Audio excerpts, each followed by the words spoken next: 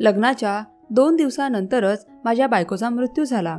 जेव्हा मी बायकोला दफन करू लागलो तेव्हा 2 सफेद रंगाच्या मांजरी माझ्या बायकोच्या कबरीच्या आसपास फिरत होत्या. मला वाटलं त्या मांजरी तिथेच राहतात. मी रोज माझ्या बायकोच्या कबरीजवळ जायचो तेव्हा त्या 2 सफेद रंगाच्या मांजरी माझ्या बायकोच्या कबरीजवळ बसून रडायच्या आणि मला बघून त्या कबरीवरून माती बाजूला करायच्या. मी मौलवी साहेबांना सांगितलं तेव्हा त्यांनी ते रहस्य जाणून घेण्यासाठी कबर खोलण्याचा हुकूम दिला. मी बायकोची कबर उघडली तेव्हा माझं हृदयच बंद पडलं, कारण की माझी बायको डोक्यावर पदर घेऊन आमच्या बेडवर बसली होती. मी खुश होतो की मला एक संस्कारी बायको मिळाली आहे. मला या गोष्टीचं वाईट देखील वाटत होतं की आजपर्यंत मी इतर परस्त्रीसोबत संबंध ठेवले होते, परंतु मला एक चांगली बायको मिळाली होती. मी खोलीत जाण्यापूर्वी माझ्या भावाने मला अडवलं आणि बोलू लागला, दादा मला माहीत आहे की तू खूप खुश आहेस, कारण की तुझं एका चांगल्या संस्कारी स्त्रीसोबत लग्न झालं आहे. परंतु हे विसरू नकोस की जसा भूतकाळ तुझा राहिला आहे तसाच भूतकाळ हिचा देखील राहिला असेल. नक्कीच काही ना काही गोष्ट तिच्या भूतकाळात घडली असेल, कारण तूच तर बोलतोस ना, जशी स्त्री असते तसाच पुरुष तिला भेटतो. मी म्हणालो की हो, तुझं हे बोलणं अगदीच बरोबर आहे, परंतु मला त्या गोष्टींची काही देणं घेणं नाही. तिच्या भूतकाळासोबत काहीच देणं घेणं नाही. मी देखील देवाकडून माझ्या कृत्याची माफी मागितली आहे. जर ती देखील गुन्हेगार असेल तर तिने देखील तिच्या कृत्याबद्दल देवाकडून माफी मागितली असेलच. माझं बोलणं ऐकून माझा लहान भाऊ हसू लागला. अच्छा, तुला कसं माहीत की तिची माफी खरी आहे की खोटी? अरे बाबा, तू मला उगाच कोड्यात घालू नकोस. मला देवावर पूर्ण विश्वास आहे आणि मी आशा करतो की माझी बायको देखील एक चांगली स्त्री असेल. ठीक आहे दादा, ठीक आहे, तू जा. सध्या तरी तू खूप खुश आहेस. सध्या तुला बायकोला भेटण्याची खूपच आतुरता आहे, परंतु खरी हकीकत तर फक्त मलाच माहीत आहे. ठीक आहे, बास बास, मला तुझ्या फालतू गोष्टी ऐकायच्या नाहीत. असं बोलून मी पुढे गेलो. मला माझ्या भावाच्या त्या बोलण्यावर खूपच राग येत होता, परंतु जेव्हा मी डोक्यावर पदर घेतलेला माझ्या बायकोला पाहिलं, जी माझी वाट पाहत होती, तेव्हा माझं मन विरघळून गेलं. मी सगळा राग विसरून गेलो. मला माहीत होतं की हे असं अशी स्त्री करू शकते जिच्या मनामध्ये फक्त तिच्या नवऱ्याबद्दल प्रेम असेल. परंतु मला काय माहीत होतं की माझं आयुष्य अगदी उद्ध्वस्त होणार आहे. मी माझ्या बायकोच्या जवळ जाऊन बसलो. ती माझ्यासोबत खूपच प्रेमाने बोलू लागली आणि बोलू लागली, मला माझं पूर्ण आयुष्य तुमच्यासोबत एका इमानदार बाईप्रमाणे घालवायचं आहे. मी कधीच कोणताच हट्ट करणार नाही. माझी बायको खूप चांगली होती. मी तिला पहिल्या रात्रीचं एक गिफ्ट दिलं तेव्हा ती खूपच खुश झाली. मी ती रात्र खूपच सुंदर पद्धतीने घालवली होती. बायकोला प्रेमाची खूप वचनं देऊन मी तिचं मन जिंकलं होतं. परंतु सकाळ सकाळीच दरवाजावर जोरजोरात टकटक झाली. मी दरवाजा उघडला तेव्हा समोर कोणीही नव्हतं. मी हैराण झालो की खोलीचा दरवाजा आपोआप कसा काय वाजू शकतो. अशा प्रकारे दरवाजा तर एखादा माणूसच वाजवू शकतो. बाहेर कोणीच नाही हे पाहून मी खूप हैराण झालो. मी माझ्या बायकोला सगळं सांगितलं तेव्हा ती देखील विचारातच पडली. तिच्या चेहऱ्यावर 1000 रंग आले आणि निघून देखील गेले. ती खूप जास्त टेन्शनमध्ये होती. ती बोलू लागली, कोणीतरी दरवाजा वाजवला असेल, कदाचित कोणीतरी आपल्यासोबत मस्करी केली असेल. असं बोलून ती आंघोळीसाठी निघून गेली. परंतु मी दाराजवळच उभा राहिलो. मला अजिबातच अंदाज बांधता येत नव्हता की हे काम कोणी केलं असेल. माझी बायको जेव्हा खोलीतून बाहेर आली तेव्हा ती खूपच सुंदर दिसत होती. मी माझ्या बायकोच्या त्या सौंदर्यावर अगदी फिदा झालो होतो. इतक्यातच माझी आई आली आणि मला बोलू लागली, बेटा एक प्रॉब्लेम झाला आहे आणि तो प्रॉब्लेम फक्त तू सॉल्व्ह करू शकतो. मी विचारलं, काय प्रॉब्लेम झाला आई? त्यावर आई बोलू लागली, घरामधून सगळं वाणसामान चोरी झालं आहे. एकही वस्तू खाण्यासाठी शिल्लक नाही. तुझ्या बायकोची पावलं चांगली नाहीत. माहीत नाही कोण आपल्या किचनमधून खाण्याचं सर्व सामान घेऊन गेलं आहे. असं वाटतं कोणीतरी चोरी केली आहे. आईचं बोलणं ऐकून मला थोडं विचित्र वाटलं. आई, आजकाल वाणसामान कोण चोरी करतं ग? माझं बोलणं ऐकून आई मला बोलू लागली, जास्त भाषण मला देऊ नकोस. माहीत आहे हे सगळं तुझ्या बायकोमुळेच झालं आहे. जा आणि जाऊन सगळं वाणसामान घेऊन ये. नाश्ता देखील बनवायचा आहे. मी आईच्या बोलण्यावर बाजारात गेलो आणि खाण्यापिण्याचं सगळं सामान घेतलं आणि जसं मी घराच्या जवळ आलो तेव्हा मला घरातून जोरजोरात किंचाळण्याचा आवाज ऐकू येऊ लागला. मी खूपच टेन्शनमध्ये होतो. त्या किंचाळण्याचा आवाज कोणत्या तरी स्त्रीचा होता. असं वाटत होतं जणू काय माझी बायकोच ओरडत आहे. मी लगेचच घराचा दरवाजा वाजवला, परंतु कोणीही दरवाजा उघडला नाही. मला खूपच टेन्शन येऊ लागलं. मी दरवाजावर जोरात लाथा मारायला सुरुवात केली, परंतु घराच्या आतून कोणीही दरवाजा उघडला नाही. मी आईला देखील फोन केला, भावाला देखील फोन केला, परंतु कोणीही माझा फोन रिसीव्ह केला नाही. त्यानंतर अचानकच आईने दरवाजा उघडला. मी तेव्हा अगदी आईवर तुटून पडलो. आई, दरवाजा का नाही उघडलास? मी कधीपासून बाहेर उभा आहे. तुला माहीत आहे ना, तूच मला वाणसामान आणायला पाठवलं होतंस. आणि आतमध्ये हा आवाज कोणाचा येत आहे? तुम्ही माझ्या बायकोला काही बोललात का? नाही बेटा, आम्ही तुझ्या बायकोला काय बोलणार? मी वॉशरूममध्ये होते, त्यामुळेच उशीर झाला. असं बोलून आई आतमध्ये निघून गेली. परंतु ती माझ्या नजरेला नजर मिळवत नव्हती. जणू काही ती माझ्यापासून काहीतरी लपवत होती. मी लगेचच माझ्या खोलीत आलो. मी पाहिलं तर माझी बायको अगदी आरामात बेडवर बसली होती. मी माझ्या बायकोला विचारलं, काय झालं? तेव्हा ती बोलू लागली, काही नाही. का? इथे तर असं काहीच झालं नाही. मी म्हणालो, मी कधीपासून दरवाजा वाजवत होतो, तू दरवाजा का नाही उघडलास? तेव्हा बायको बोलू लागली, चूक झाली, याच्यापुढे दार उघडत जाईन. अच्छा ठीक आहे, तू मला हे सांग की इथून कोणाच्या किंचाळण्याचा आवाज येत होता? कोण होता जो इथे किंचाळत होता? माझी बायको घाबरून बोलू लागली, मी काही नाही केलं. मी म्हणालो की हो, मला माहीत आहे की तू काही नाही केलंस, परंतु तू मला हे तर सांगू शकतेस ना की तो आवाज कोणाचा होता? आणि मला चांगलंच माहीत आहे की तो आवाज मला आपल्या खोलीतूनच येत होता. अहो, तुम्हाला असं वाटलं असेल, परंतु असं खरंच काही नाही. मी माझ्या बायकोचं बोलणं ऐकून खूपच हैराण झालो. ठीक आहे, जाऊ देत, मी वाणसामान घेऊन आलो आहे. मी नाश्त्याची वाट पाहू लागलो. नाश्ता बनवायला कितीसा वेळ लागतो? जवळजवळ 20 ते 25 मिनिटं लागतात. परंतु माझ्या बायकोला आमच्या खोलीतून जाऊन जवळपास 1 तास झाला होता आणि अजूनपर्यंत ती किचनमधून बाहेर आली नव्हती. मला वाटलं की मला जाऊन आता बघायला पाहिजे, कारण की तिचा किचनमध्ये आज पहिला दिवस होता. आईने सांगितलं होतं की मी तुझ्या बायकोचे कोणतेही नखरे पुरवणार नाही. मी स्वतः आजारी असते. ती सफाई आणि सोबतच जेवण सर्व स्वतःच करेल. त्यामुळेच माझी बायको लग्नाच्या पहिल्याच दिवसापासून घरातली सगळी कामं करत होती. परंतु 1 तास झाला होता.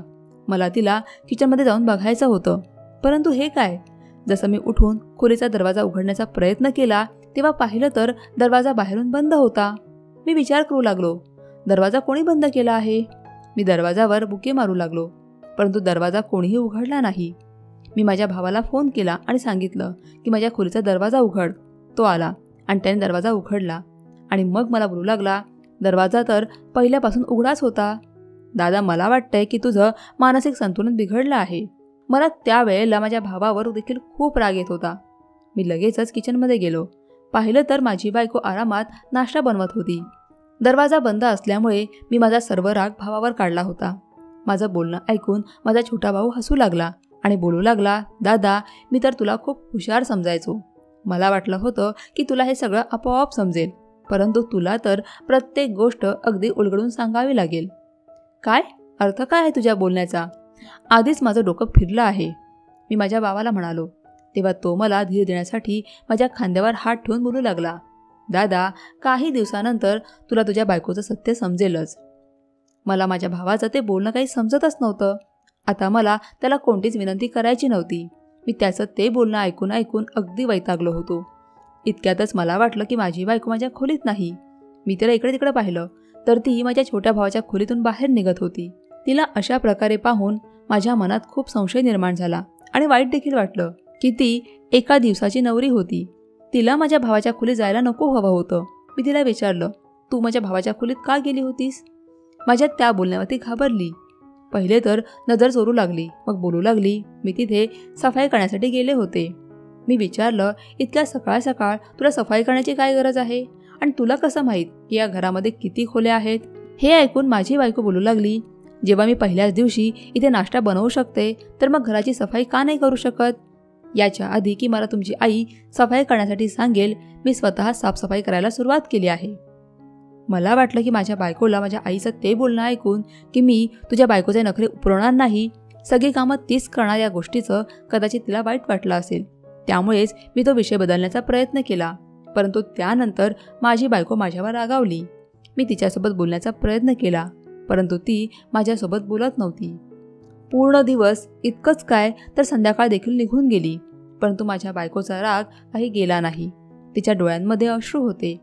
रात्रीचं जेवण झाल्यानंतर मला राग आला. मी माझ्या बायकोला विचारलं की तुला कोणत्या गोष्टीचा इतका राग आला आहे? का तू लग्नाच्या पहिल्याच दिवशी दिवसभर अशी तोंड पाडून आहेस? तेव्हा ती बोलू लागली, तुम्ही मला माझ्या घरी घेऊन चला. देवासाठी तुम्ही मला माझ्या माहेरी घेऊन चला. तुम्ही मला या घरामध्ये ठेवू नका. काय अर्थ काय तुझ्या बोलण्याचा? तेव्हा ती बोलू लागली, मी आता या घरात अजिबात राहू शकत नाही. एकतर तुम्ही मला वेगळं घर घेऊन द्या किंवा मला माझ्या आईवडिलांच्या घरी सोडून या. तुला या घरामध्ये काही त्रास आहे का? माझं ते बोलणं ऐकून माझ्या बायकोने तिची मान खाली घातली. नाही, मला या घरामध्ये काहीच त्रास नाही. बस मला फक्त नवीन घर पाहिजे, जिथे मी आरामात आणि शांततेत राहू शकेन. तुला अशी कोणती शांतता पाहिजे जी या घरात नाही? माझं बोलणं ऐकून माझी बायको माझ्यावर खूप चिडली. बस मी बोलले ना की मला वेगळं घर पाहिजे. या घरामध्ये माझा श्वास कोंडतो आणि वेगळ्या घरात राहणं हा माझा हक्क आहे. अच्छा, असा आहे का? याचा अर्थ तुला देखील कोणीतरी हक्काबद्दल बोलायला शिकवलं आहे. त्यामुळे तू देखील हा असा काहीतरी वेगळा विचार करतेस. माझं बोलणं ऐकून माझी बायको माझ्यासोबत भांडू लागली. मी त्यावेळेला भांडण करण्याच्या मूडमध्ये अजिबातच नव्हतो. मी माझ्या बायकोला म्हणालो, तू तुझं सामान पॅक कर. मी तुला तुझ्या आईवडिलांच्या घरी सोडून येतो. ती अगदी अविश्वासाने मला पाहू लागली आणि मग त्यानंतर तिने देखील तिचं सामान पॅक केलं. मी तिचं सामान माझ्या गाडीत ठेवलं आणि तिला तिच्या आईवडिलांच्या घरी सोडून आलो. तिच्या वडिलांना सांगितलं, माझी बायको काही दिवसांसाठी तुमच्यासोबत राहू इच्छिते. तिला तुमची खूप आठवण येते. मी माझ्या आणि माझ्या बायकोच्या भांडणांबद्दल त्यांना काही सांगितलं नाही. फक्त बायकोला सोडून घरी आलो. घरी येताच माझ्या भावाने माझा हात पकडला आणि बोलू लागला, दादा काय गरज होती? तू तिच्या सांगण्यावरून तिला तिच्या आईवडिलांच्या घरी सोडून आलास. इतर लोक असे कुठं करतात? उलट आपल्या बायकोला स्वतःच्या दबावाखाली ठेवतात. परंतु तुला तर तुझ्या बायकोला स्वतःच्या ताब्यात ठेवता येत नाही. जर उद्या इतर लोकांना ही गोष्ट समजली की तू दुसऱ्याच दिवशी तुझ्या बायकोला तिच्या आईवडिलांच्या घरी सोडून आला आहेस, तर लोक काय बोलतील? तुला माहीत नाही की अशा प्रकारे पुरुषाचं नाक कापलं जातं. जो पुरुष त्याच्या बायकोच्या बोलण्यानुसार वागतो, लोक त्याला बायकोचा बैल बोलतात. तू देखील विचित्रच आहेस दादा. मला तुझ्याकडून ही आशा नव्हती. माझा भाऊ मला हे सर्व बोलून त्याच्या खोलीत निघून गेला. आता तो फोनवर कोणासोबत तरी भांडून बोलत होता. तो स्वतः देखील खूपच रागात दिसत होता. मी माझ्या खोलीत आलो, परंतु थोड्या वेळानंतर माझा भाऊ एक असं काही बोलू लागला ज्यामुळे माझ्या मनात संशय निर्माण होऊ लागला. आम्ही सर्व लोक रात्रीचं जेवण जेवत होतो, जेव्हा आईनं विचारलं की तुझी बायको कुठे गेली आहे. माझ्या बोलण्याच्या आधीच माझा भाऊ काहीतरी वेगळंच विचित्र बोलू लागला, आई तुला माझा मित्र अमीरचं लग्न आठवतंय, ज्याचं लग्न 3 वर्षांपूर्वी झालं होतं. तेव्हा आईने होकारार्थी मान हलवली. हा बेटा, तो तर मला आठवतोय, परंतु आज तुला त्याची आठवण का आली? आई, त्याची बायको देखील अशी सारखी सारखी माहेरी जायची आणि तिथे जाऊन माहिती आहे काय व्हायचं? ती तिच्या जुन्या प्रियकराला भेटायची. जेव्हा मुली सारखं सारखं माहेरी जाण्याचा हट्ट करतात तेव्हा त्यांच्या नवऱ्याला समजायला पाहिजे की काही ना काही गडबड नक्कीच आहे. नाहीतर कोणीही मुलगी कारणाशिवाय आपल्या नवऱ्याचं घर सोडून माहेरी का जाईल? दादा, मला तर वाटतंय की तुझ्या बायकोचं माहेरी काहीतरी लफडं चालू आहे. नाहीतर ती उगाच असं छोट्याशा गोष्टीचा इश्यू करून लगेच तिच्या आईवडिलांच्या घरी गेली नसती. नक्कीच काहीतरी वेगळंच कारण आहे. तू बकवास बंद कर. मला माझ्या बायकोवर पूर्ण विश्वास आहे. दादा, भरोसा तर तुला आहेच रे, कारण की तू तिच्या प्रेमामध्ये आंधळा झाला आहेस. परंतु आम्ही तर आंधळे झालो नाहीत. आम्हाला सर्व काही दिसतंय. मी माझ्या भावाची ती बकवास ऐकून वैतागलो होतो. मी म्हणालो की मी आत्ताच या वेळेला माझ्या बायकोला आणायला तिच्या माहेरी जात आहे. जर तू यापुढे असं काही बोललास तर चांगलं होणार नाही. असं बोलून मी उठलो की इतक्यातच माझा भाऊ हसून बोलू लागला, तुझी बायको काही वेळापूर्वीच परत आली आहे आणि तुला माहीतच नाही. जरा बघ तरी, तिने हे कोणाला सांगणं महत्त्वाचं देखील मानलं नाही. हे ऐकून मी हैराण झालो. जर ती आली होती मग मला का दिसली नव्हती? मी पण तर घरातच होतो. परंतु मी आईच्या खोलीत होतो. कदाचित ती शांतपणे आमच्या खोलीत गेली असेल. माझा भाऊ अजूनही मला टोमणे मारत होता. मी माझ्या भावाचं ते बोलणं आणि टोमणे ऐकून वैतागलो होतो आणि लगेच माझ्या खोलीत गेलो. आणि तेव्हा समोरचं दृश्य पाहून माझ्या डोळ्यातून अश्रू वाहू लागले. मी पाहिलं तर माझी बायको उपडी बेडवर पडलेली होती. तिच्या शेजारी कागद होता आणि तिचं शरीर पिवळं पडलं होतं. असं वाटत होतं की ती शुद्धीत नाही. मी लगेचच तिला सरळ केलं, परंतु हे पाहून हैराण झालो की तिचा श्वास थांबला होता. माझ्या बायकोचा मृत्यू झाला होता. मला खूप मोठा धक्का बसला. मग तिच्याजवळ असलेल्या कागदाला मी वाचायला सुरुवात केली. तेव्हा माझ्या पायाखालील जमीनच सरकून गेली. जे काही तिने लिहिलं होतं ते कोणत्याही पुरुषाला जोरदार झटका देण्यासाठी पुरेसं होतं. चिठ्ठीत लिहिलं होतं, मी माझ्या नवऱ्याकडून माफी मागू इच्छिते. मी या जगातून जात आहे कारण की मला स्वतःचीच खूप लाज वाटते. माझं चारित्र्य असं नाही की मी माझ्या नवऱ्याच्या नजरेला नजर मिळवू शकेन. तो माझ्यावर प्रेम करतो, परंतु लग्नाच्या आधी माझे खूप साऱ्या पुरुषांसोबत संबंध होते. मी स्वतःला माझ्या नवऱ्याच्या तोलामोलाचं समजत नाही. त्यामुळेच आज मी माझं आयुष्य संपवून टाकते. हे ऐकून तर माझ्या पायाखालची जमीनच सरकून गेली. माझ्या डोळ्यात अश्रू होते आणि तिचं मला फसवणं देखील मला खूप वाईट वाटलं होतं. त्यासोबतच तिचं असं मरून जाणं हे त्याहीपेक्षा वाईट होतं. मग ही बातमी अगदी वाऱ्यासारखी पसरली. सगळे कुटुंबातील लोक एकत्र आले. माझ्या बायकोच्या माहेरच्या लोकांना देखील या चिठ्ठीबद्दल समजलं. तेव्हा ते देखील हैराण झाले. बोलू लागले, हे सगळं खोटं आहे. आमची मुलगी एक संस्कारी मुलगी होती. आम्ही आमच्या मुलीबद्दल नक्कीच चौकशी करू, कारण की असं होऊच शकत नाही. आमची मुलगी खूपच साधी आणि चांगली होती. कोणत्याही मुलाकडे कधीही डोळे वर करून पाहिलं नाही आणि ही चिठ्ठी देखील तिची असूच शकत नाही. मी माझ्या सासरच्या लोकांचं बोलणं ऐकणार होतो की माझं दुःख सहन करणार होतो? मी त्यांचं हे बोलणं त्यांच्या जवळच ठेवलं आणि माझा बायकोचा विषय देवावर सोडून दिला. माझ्या बायकोला पोळण्यासाठी दफनभूमीवर नेलं गेलं. माझ्या सासरची लोकं खूपच नाराज होती. ते तर माझ्यासोबत बोलत देखील नव्हते. असं वाटत होतं की त्यांच्या मुलीच्या मृत्यूला मला ते जबाबदार समजत होते. खरं तर ती चिठ्ठी मला तिच्या डोक्याजवळून मिळाली होती, परंतु त्यांना माझ्या कोणत्याच गोष्टीवर विश्वास नव्हता. मी देखील शांत झालो. मला कोणत्याही परिस्थितीत स्वतःला दुःखामध्ये बुडवून घ्यायचं नव्हतं. त्यामुळे मी अजून कोणत्याच गोष्टीचा स्वतःवर परिणाम करून घेतला नाही. मग त्यानंतर एक असं रहस्य माझ्यासमोर आलं ज्याने मला नात्यांची खरी ओळख करून दिली. एक असा प्रसंग जो अगदी योगायोगाने घडला होता. माझ्या बायकोला पुरताना 2 पांढऱ्या रंगाच्या मांजरी माझ्या बायकोच्या कबरीच्या आसपास राहायच्या. मला वाटायचं की त्या मांजरी त्या दफनभूमीत राहत असतील, त्यामुळेच इथे त्या आल्या असतील. संध्याकाळी जेव्हा सगळे लोक आपल्या आपल्या घरी गेले तेव्हा मी माझ्या बायकोच्या कबरीजवळ गेलो. माहीत नाही का, मला हे सर्व खोटं वाटत होतं. असं वाटत होतं की तिच्या आत्महत्येच्या मागे कारण काहीतरी दुसरंच होतं. योगायोगाने त्या दोन्ही मांजरी माझ्या बायकोच्या कबरीजवळच होत्या आणि तिथेच बसून रडत होत्या. एकदा तर मला त्या मांजरींची खूपच भीती वाटली. मी उठून पुन्हा परत जाऊ लागलो तेव्हा त्या मांजरींनी माझ्या बायकोच्या कबरीवरची माती उकरायला सुरुवात केली. त्या त्यांच्या पंजाने माती बाजूला करत होत्या. मी खूपच घाबरलो. त्या दोन्ही मांजरी त्या कबरीच्या चारी बाजूंना फिरत होत्या. मला त्या गोष्टीने अगदी पेचात टाकलं होतं. मी विचार केला की मला ही गोष्ट कोणाला तरी सांगायला पाहिजे. त्या दफनभूमीच्या एखाद्या वयस्कर माणसाला सांगायला पाहिजे. असं होऊ शकतं की कदाचित यामागे दुसरं कोणतं तरी कारण असेल.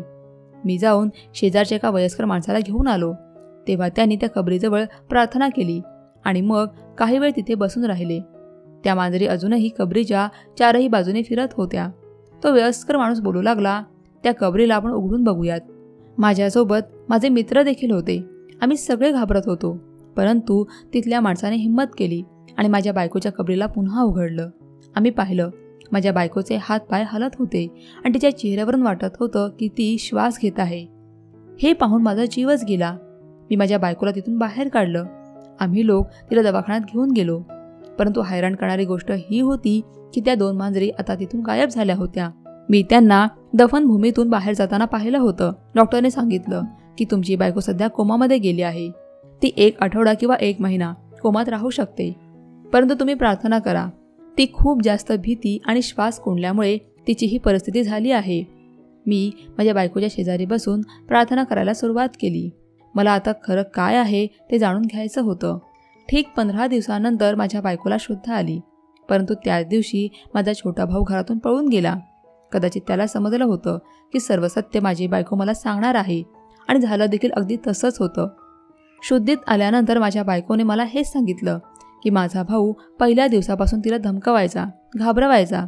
तिला खोलीत एकटीला बघून तिच्यासोबत वाईट कृत्य करण्याचा प्रयत्न करायचा. त्याच्यावर माझी बायको आरडाओरडा करायची, परंतु मला सांगायला घाबरायची. लग्नाच्या आधी माझा भाऊ देखील तिला पसंत करत होता, परंतु माझ्या बायकोचं माझ्यावर प्रेम होतं. तिने आमच्या नात्यासाठी होकार दिला होता. माझा भाऊ जो कॉलेजच्या जमान्यापासून तिचा दिवाना होता, त्याच्या रागामुळे आणि हट्टीपणामुळे तिला गमावून बसला होता. त्याने कधीही आदराने तिचा हात मागितला नव्हता. तो फक्त तिच्यासोबत मैत्री करू इच्छित होता आणि दुसऱ्या मुलींप्रमाणे तिचा वापर करून तिला सोडू देऊ इच्छित होता. जेव्हा त्यानं पाहिलं की माझी बायको म्हणजे सना त्याच्या हाती लागत नाही, तेव्हा त्याने तिचा पिछा सोडून दिला. परंतु लग्नानंतर जेव्हा माझी बायको या घरात आली तेव्हा त्याने तो भूतकाळ वापरून तिला त्रास द्यायला सुरुवात केली. इतकंच काय तर एके दिवशी हे सर्व तिच्या जीवावर बेतलं. परंतु बोलतात ना, ज्याला देव तारी त्याला कोण मारी. जेव्हा देव कोणाला वाचवू इच्छितो तेव्हा पूर्ण जग मिळून देखील त्याचं काहीही वाकडं करू शकत नाही. माझ्या बायकोचं म्हणणं होतं की जेव्हा मी घरी गेले होते, माझ्या माहेरी गेले होते, तेव्हा तिला संध्याकाळी माझी आठवण आल्यामुळे ती स्वतः पुन्हा परत आली. परंतु तिला खोलीमध्ये एकटीला बघून माझा भाऊ तिच्या खोलीत निघून गेला आणि तिच्यावर अत्याचार करू लागला. माझ्या बायकोने रागामध्ये येऊन त्याच्या जोरदार कानाखाली लगावली आणि त्या बदल्यात माझ्या भावाने एका काठीने तिच्या डोक्यावर जोरदार वार केला, ज्यामुळे माझ्या बायकोचं डोकं तर फुटलं नव्हतं, परंतु ती कोमामध्ये गेली होती आणि आम्हाला वाटलं की ती मेली आहे. माझ्या भावाने ती खोटी चिठ्ठी लिहून माझ्या बायकोच्या उशाशी ठेवली, जेणेकरून कोणालाही संशय येणार नाही. ही गोष्ट तर इथपर्यंत संपली होती, परंतु मला ती मांजराची गोष्ट समजली नव्हती. जेव्हा मी माझ्या बायकोला मांजरींबद्दल सांगितलं तेव्हा माझी बायको बोलू लागली की त्या 2 मांजरी मी पाळलेल्या मांजरी आहेत. लग्नाच्या आधी मी माझ्या घरात त्यांना सांभाळत होती आणि अजूनही त्या माझ्या घरात राहत होत्या. माझ्या बायकोने त्या मांजरीला खूप प्रेम दिलं होतं. त्यांना लहानपणापासून चांगलं सांभाळलं होतं आणि त्या आता मोठ्या झाल्या होत्या आणि त्या मांजरीचं देखील माझ्या बायकोवर आणि तिच्या घरातल्यांवर खूप प्रेम होतं. मी खूप हैराण होतो की देवाने कशा प्रकारे या 2 मांजरींमार्फत माझ्या बायकोचा जीव वाचवला होता. मी त्याच वेळेला देवाचे आभार मानले की तो पूर्ण जगाचा पालन करता त्याला जे पाहिजे ते तो करतोच. माझी बायको आता एकदम ठीक झाली होती, परंतु माझा भाऊ घरातून फरार झाला होता, कारण की ती पोलीस केस होती. त्याने माझ्या बायकोला मारण्याचा प्रयत्न केला होता. आज या गोष्टीला 1 वर्ष झालं आहे. माझा भाऊ 1 महिन्यानंतर पकडला गेला. आता तो जेलमध्ये त्याची शिक्षा भोगतोय आणि मी माझ्या आईसोबत आणि माझ्या बायकोसोबत एक खूप चांगलं आयुष्य घालवत आहे. मित्रांनो, जर तुम्हाला ही कथा आवडली असेल तर व्हिडिओला लाईक करा आणि अशा छान छान कथा पाहण्यासाठी चॅनलला सबस्क्राईब करा. धन्यवाद.